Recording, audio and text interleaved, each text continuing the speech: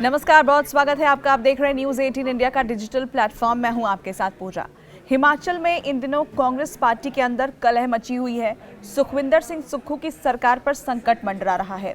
यहां लोकसभा चुनाव से पहले जो राज्यसभा चुनाव की अग्नि परीक्षा थी, उसमें हिमाचल प्रदेश की एक सीट को लेकर मतदान हुआ और यहाँ पर कांग्रेस पार्टी, जिसके पास बहुमत था, उसे ही झटका लग गया। कांग्रेस के जो विधायक थे उन्होंने क्रॉस वोटिंग कर दी। इसके बाद उनके बगावती सुर सामने आए। उनकी तरफ से सुखविंदर सिंह सुक्खू को लेकर नाराजगी जाहिर की गई। उन्होंने ये कहा कि ये क्रॉस वोटिंग नहीं है, ये सुखविंदर सिंह सुक्खू के खिलाफ हमारी क्रोध वोटिंग है, क्योंकि हमारी लगातार अनदेखी की जा रही थी पार्टी के अंदर। हम कोई भी बात सामने रख रहे थे तो उसे नज़रअंदाज किया जा रहा था और इसीलिए आज ये परिस्थिति सामने आई है। उनकी तरफ से जब नाराजगी जाहिर की गई, आला कमान तक बात पहुँची। उसके बाद अब चर्चा में दूसरे नाम आगे चल रहे हैं कि मुख्यमंत्री को लेकर अब क्या किसी और का चेहरा आगे किया जाएगा, इसको लेकर भी चर्चा चल रही है। लेकिन बीजेपी लगातार वहां ये दावा कर रही है कि सरकार अब अल्पमत में आ गई है, बीजेपी अपनी तैयारी कर चुकी है। लेकिन कैसे ये जो हिमाचल प्रदेश में हो रहा है इस वक्त, उसकी पटकथा बहुत पहले लिखी गई थी, यही मैं आपको बताऊंगी। लेकिन उसके पहले खबर आई, बीजेपी ने दावा किया कि सुखविंदर सिंह सुक्खू ने इस्तीफा दे दिया है। उस पर सुखविंदर सिंह सुक्खू ने मीडिया से बातचीत की और उन्होंने ये कहा, क्या उन्होंने कहा वो मैं एक एक करके पॉइंट वाइज आपको बताती हूँ। उन्होंने कहा कि हमारी सरकार अपने 5 साल का कार्यकाल पूरा करेगी, क्योंकि ये बहुमत की सरकार है। और साथ ही उन्होंने बड़ा आरोप ये लगाया कि सरकार को गिराने की साजिश रची जा रही है, हम इसका भी भंडाफोड़ करेंगे।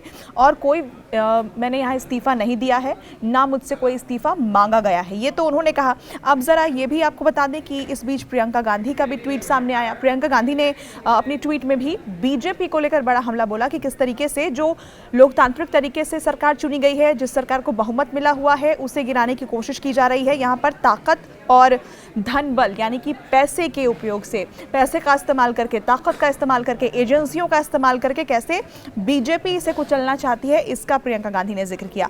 अब कैसे ये जो पूरी पटकथा थी वो बहुत पहले से लिखी जा रही थी, इसी के बारे में मैं आपको बताती हूँ, इनसाइड स्टोरी में आपको बताती हूँ। देखिए, साल 2022 इसके लिए आपको चलना पड़ेगा, जब हिमाचल प्रदेश में चुनाव हुए और तभी से ये जो बगावती तेवर हैं ये तभी से दिखाई देने लगे थे, क्योंकि कांग्रेस ने चुनाव जीता।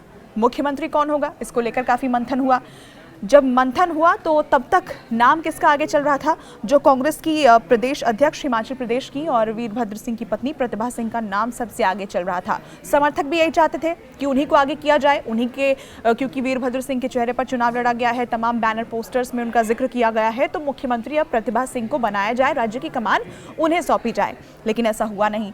मंथन हुआ काफ़ी और उसके बाद आला कमान ने जो सत्ता की बागडोर है, जो राज्य की कमान है, वो दी सुखविंदर सिंह सुक्खू को। अब ऐसा नहीं है कि सुखविंदर सिंह सुक्खू को अचानक सब कुछ मिला, उन्होंने भी पार्टी के लिए काम किया है, उनका अपना एक राजनीतिक करियर है और उन पर भरोसा आला कमान ने जताया। लेकिन तब भी, हालांकि तब प्रतिभा सिंह मान गई थी, उनके समर्थक मान गए थे, लेकिन जो नाराज़गी थी वो तभी से दिखाई दे रही थी और ये तलखी में बदलती गई। रह रहकर वक्त वक्त पर ऐसे कई उदाहरण सामने आए जहां ये लगा, ये दिखाई दिया कि सब कुछ शायद हिमाचल प्रदेश में ठीक नहीं है और उसी का एक असर अब आप देख रहे हैं। अब देखिए, जब हिमाचल प्रदेश में सरकार के 1 साल पूरे होने का कार्यक्रम, इसकी रूपरेखा तैयार की जा रही थी, इसे लेकर एक बैठक की गई, तब भी प्रतिभा सिंह को यहाँ नहीं बुलाया गया। उन्होंने आपत्ति जाहिर की, नाराज़गी ये जताई और तब भी उन्होंने खुलकर ये कहा कि पार्टी के अंदर, हमारी ही पार्टी में हमारी बात नहीं सुनी जा रही है। ये बड़ा आरोप लगाया गया। अब रामलला की प्राण प्रतिष्ठा का जो कार्यक्रम था, उसमें आपको याद होगा कि कांग्रेस हाईकमान ने तो ये साफ कर दिया था कि हमारी तरफ से कोई नहीं जाएगा, जो 22 जनवरी का कार्यक्रम है उसमें हम सम्मिलित नहीं होंगे। लेकिन यहाँ पर जो हिमाचल सरकार में मंत्री हुआ करते थे विक्रमादित्य सिंह, जो कि वीरभद्र सिंह के बेटे हैं, उन्होंने आज इस्तीफे का ऐलान कर दिया है। अपनी नाराज़गी उन्होंने भी खुलकर जाहिर की है। उन्होंने तब यहाँ पार्टी से अलग राह अपनाई थी। आपको ये बता दूं मैं कि जो प्राण प्रतिष्ठा का कार्यक्रम हुआ था उसमें वो सम्मिलित हुए थे, जबकि आला कमान, हाई कमान कांग्रेस का साफ कर चुका था कि हम इस कार्यक्रम में नहीं जा रहे हैं। लेकिन फिर भी निमंत्रण उनको मिला था और वो वहाँ पर गए भी थे। उन्होंने उत्तर प्रदेश सरकार में जो मंत्री हैं, लोक निर्माण मंत्री जतिन प्रसाद, उनसे मुलाकात भी हुई थी। तो ये पार्टी से अलग राह अपनाने की क्या ज़रूरत थी? क्या अपनी ही पार्टी के अंदर आपकी नाराज़गी थी जिसे आप यहाँ खुलकर जाहिर करना चाह रहे थे? क्योंकि सबने देखा जब वो वहाँ पर पहुँचे।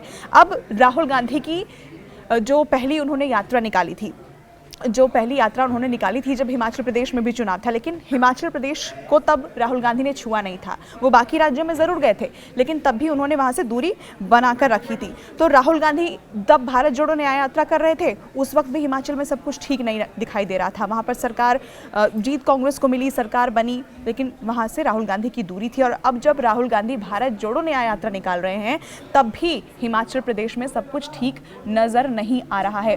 अब यहाँ पर ये बता दें आपको कि 2 पर्यवेक्षक नियुक्त किए गए हैं।